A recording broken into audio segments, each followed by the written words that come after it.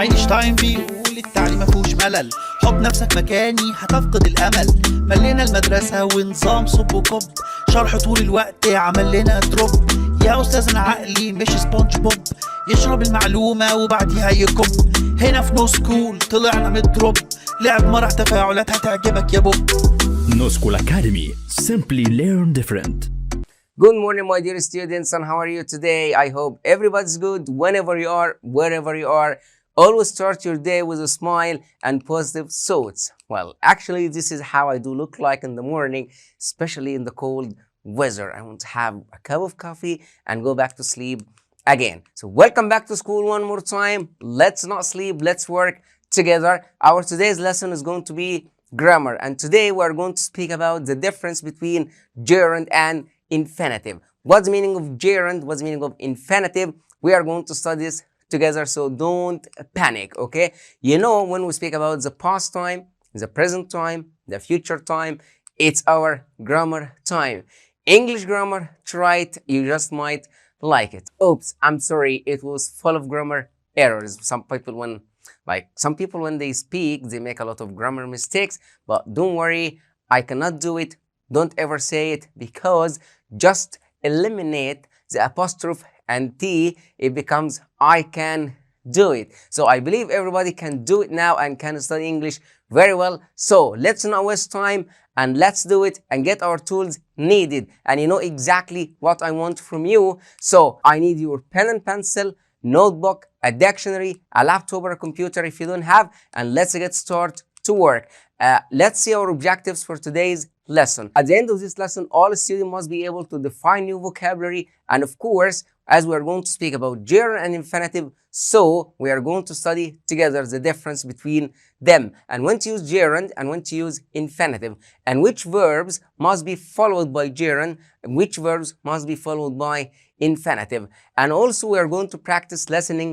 This is one of the greatest skills to speak English like native speaker. Let's see our keywords for today's lesson as I gave it to you last time, so you should have prepared them, but anyway we're going to study them together while listening, and also if there is any chance to practice them while using our grammar lesson, of course we're going to do it. Our keywords for today's lesson is going to be scruffy, plump, cheerful, sensible, slim, honest, proud, wavy, and disorganized. It's all these words also related to the personality, our last topic which we have studied together.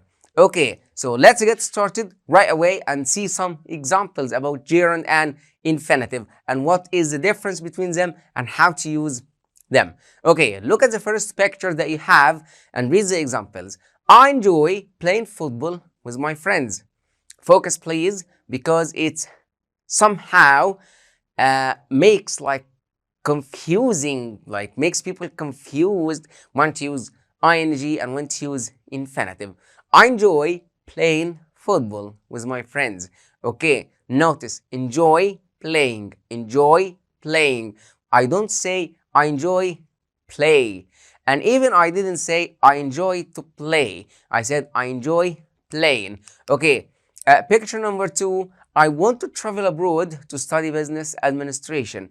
So travel abroad wherever I want to go, maybe in France, America, England, Spain, Italy, whatsoever country. I want to travel abroad. Notice here that I didn't say I want traveling.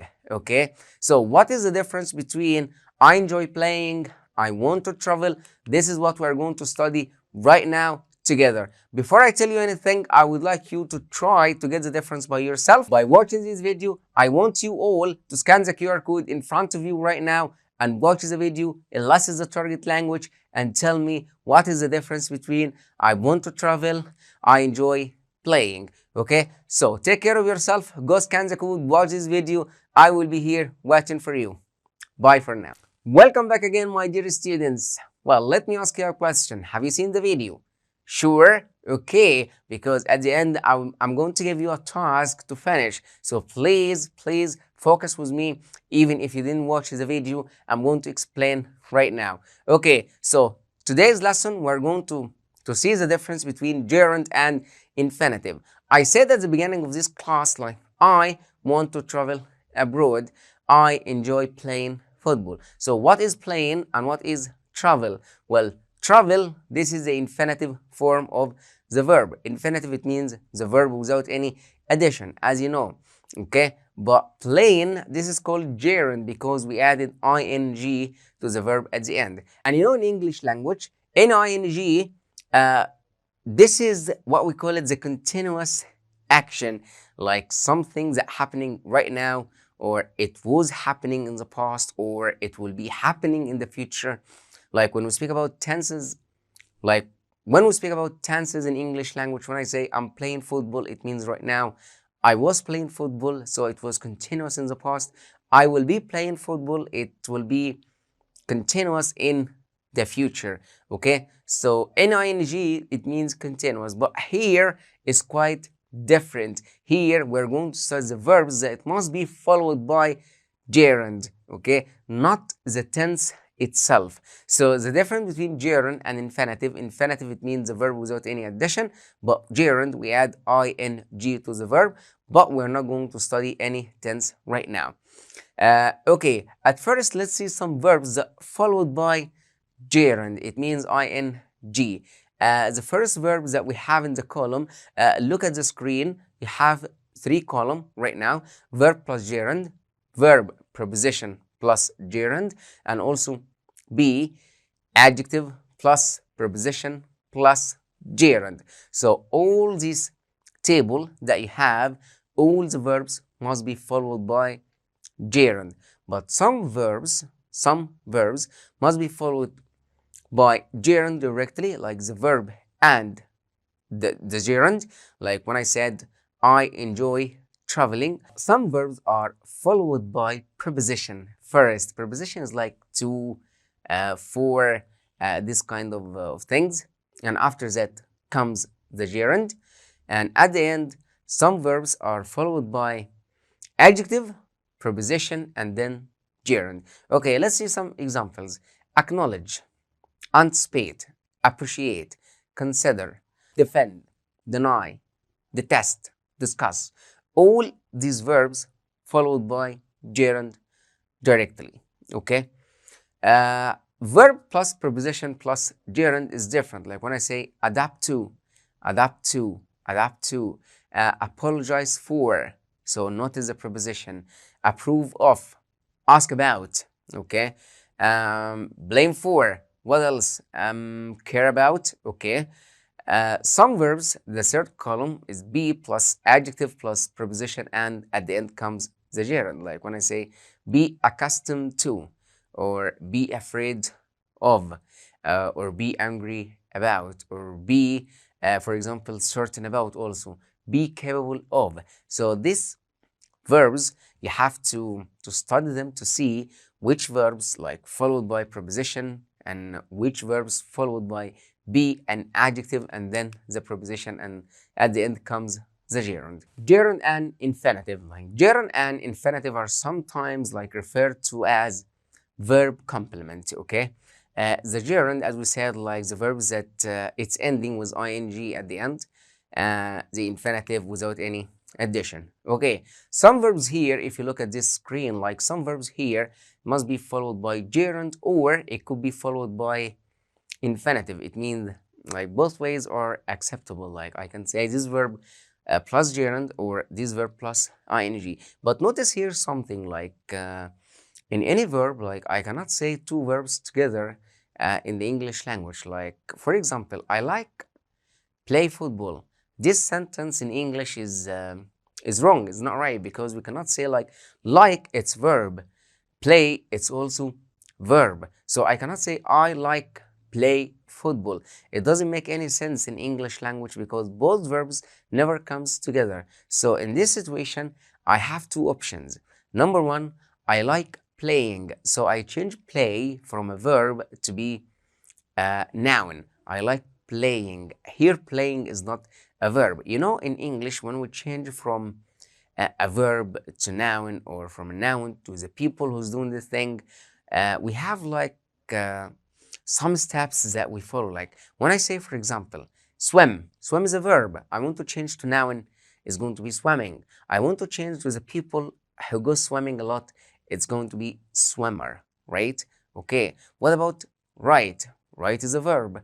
Okay, change it to noun, it's writing. Change it to people who write things or write books or novels and a story, is going to be writer. So notice here, to change from the verb to the noun, we add ing, and change from the noun to the person who's doing things, we add er. This is how the English language work. Another example, when I say to read, it's a verb. So reading, this is a noun. Reader is a person who reads, and so on. Keep following this this way. By this way, you'll be able to study more even words, and it's going to be easy for you to change from noun to verb to people and so on. So as we were saying, like I cannot say I like play football. So we said we have to change from verb to be noun. I like playing football. Or the second option that we have is I like to play football. So between the two verbs, I added to, a preposition. So I like to play football. This is another way also to change. I don't care here if this verb must be followed by gerund or infinitive. Focus on this idea that we cannot never have two verbs come together at the same time. So we have to change them. Okay, let's see some verbs that comes with ing. It's always followed by gerund. When I say I can stand, so I can't stand here, it doesn't mean to stand up. I can't stand, it means I can't stand this noise, for example, okay? I can't stand waiting in this room for a very long time. I went to make an interview and the recruiter told me to wait for my turn. Okay, I waited, but I have been waiting for like 4 hours. It's too much to make an interview. So I called the recruiter, please, it's too much time. I can't stand waiting. So can't stand here. I want to change what I'm doing, or I want to do something different, because I can't like stay doing the same action at the same place for more than this time, because I have already done it a lot. I don't mind, you know, like when somebody tell you something and you say like, I don't mind going out today with you, like one of your friends invites you to go out. Okay, well, I don't mind going out with you today. Detest, it means to hate somebody. Enjoy, imagine, mass practice, suggest, all these verbs followed by ing. Like I suggest going out tonight because we're feeling boring and we have to try something different or do something new. I practice speaking English with my friends. You also have to practice. This is different, okay? I miss watching television with my family so much. I'm in another country right now, so I miss watching television with my family. I imagine swimming at the sea, because for 3 years I have never been to the sea, so I imagine swimming in the sea. I enjoy playing football with my friends, as we mentioned at the beginning of this class. But on the other side, like some verbs, it's followed by infinitive or a 2+ infinitive. Like when I say can't afford, what does it mean? It means I live with my daughter and we need a car because we live in a very like remote area. It's very far from the city, so we need a car. So I told my daughter, okay, let's buy a car. But my daughter told me, okay, daddy, fine, let's buy a car, but what kind of car are you going to buy? Well, I have like 40,000 pounds, so I'm going to buy a Toyota. So, well, dad, take care. We cannot afford a Toyota because it's too much expensive than the amount of money we have. I would like to buy an iPhone 6, but all I have is 4,000 pounds, so it's not enough. Well, I cannot afford to buy iPhone 6, so I need to save a lot of money. When you decide to do something, it means like you make a decision already. You made up your mind to take an action. So I decided to travel to America to work. Okay, so I decided to take care. I decided to travel. I hope to meet you again next year. I hope all of you will pass the exam. I learn to swim nowadays because I love swimming. I learn to ride bikes because I want to ride a bike and go by bike all over the place, all over the city. I promise to give you a present. I promise to give you something valuable if you pass the exams in this year. I want to study business administration. So this is the verbs that followed by gerund or infinitive. Look at this table, it's called the infinitives. So let's see the usage and the examples together. The usage to indicate the purpose of an action. Examples, he bought some flowers to give to his wife. Of course, if he doesn't give his wife a flower, he's going to be killed. Okay, so he bought some flowers. What is the purpose of this action? To give to his wife. Okay, so action and purpose. Another example, I will lock the door. I will lock the door. Why?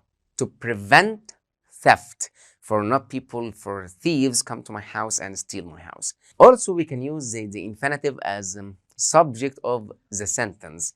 Like for example, when I say to wait, seemed like foolish when decisive action were required. Like you had to take some action, you had to do something, but you waited. So to wait, it's foolish. You shouldn't have done this. Okay. Also, we can use the infinitive as a direct object. Okay. How? Like when I say I like to write in English. So this is like a direct object. I like to write in English. Okay. Here in this table also the verb plus infinitive and the verb plus infinitive or gerund, which means some verbs can be followed by gerund or can be followed by infinitive. Like when I say attempt, began, can bear, can stand, seize, continue, forget. So these verbs can followed by infinitive or gerund. Do you remember when I said I can't stand waiting in this room? Also, I can say, I can't stand to wait in this room. I continue practicing my English. I continue to practice my English. But some verbs must be followed by infinitive. When you say agree, aim, afford, appear, arrange, ask, care, know, learn, manage, need, offer, plan, pledge, all these verbs must be followed by infinitive. إنما للصبر حدود. I know it's quite confusing, but let's go together. I remember space can in Paris. I think it was 3 or 4 years ago. Okay, so let's practice together. I remember to meet can, or I remember meeting can. Yes, I remember meeting can in Paris. So I remember plus ing. Number 2, don't worry. I remember to give, or I remember giving you the book back. Well, don't worry. I remember to give. Here we use it as like a purpose of an action. Don't worry, I remember what to give you. Okay, please stop to make or to making such a noise. Well, of course, please stop making such a noise. Please stop doing this. Please stop working right now. Okay, so stop plus ing. Number 4, it was really hot in the car, so we stopped to buy, or we stopped buying some ice creams. Well, we stopped buying some ice cream. Okay, so let's finish what we have started and let's finish strong. Here, this is a practice for you. It's an exercise. I would like you to do this test by yourself. So scan the QR code. You will find some questions about gerund and infinitive. I would like you to choose the best answer and take care of your answer because I'm going to ask you later about them. So right now, go scan the QR code, do this little practice, and I'm going to be here waiting for you. Take care of yourself and see you soon. Welcome back again, my dear students. Well, how was the test? Did you learn the difference between gerund and infinitive? I like doing, or I like to do. Well, it was amazing. You have done a great job today. So right now it's time to practice listening, as it's one of the greatest skills in English language to speak English like native. So I want you all to open page 36 and answer exercise B and C. Okay, so you're going to listen right now and answer this exercise. You don't have much time. I'm just going to give you 2 minutes to finish this task, and I'm going to be here waiting for you. So take care of yourself and finish this task. I'll be waiting for you. Bye for now. Welcome back again, my dear students. Well, I hope everything was okay. Right now, with the final task is the easy speaking practice. So we're going to speak together. So we have a discussion box. So we're going to read some questions and we're going to discuss it together. Okay, so 1, 2, 3, and 4. I'm just going to take number 1 as an example, and after that we're going to make like a pair work to work together to write down your answers and speak it together. Okay, so let's see number 1. Speaking about personality, like we said, some people are shy, and shy means like when you are in a situation and when you are in a middle of the people and your face turns red because some people are laugh at you, like you're shy to do things. So what is the advantage and disadvantage of being shy? What do you think? If you are shy, you have some advantage or disadvantage. So what are the advantage and disadvantage of being shy? Tell me, what do you think? Okay, fine. Let's start by the advantage of being shy. What do you think about this? Is it good to be shy or is it bad? Well, the advantage of being shy is you're not like trying to track people or to know like people's news or ask a lot of questions about people. Like you leave people alone all the time. But the disadvantage of being shy is sometimes you want to do something but you feel embarrassed by yourself and you don't do it. So everything, you know, has its advantage and disadvantage. So are you shy or not? Well, keep up the good work. Surprise, surprise. This is the final exam I'm going to give you today. So scan the QR code in front of you on the screen.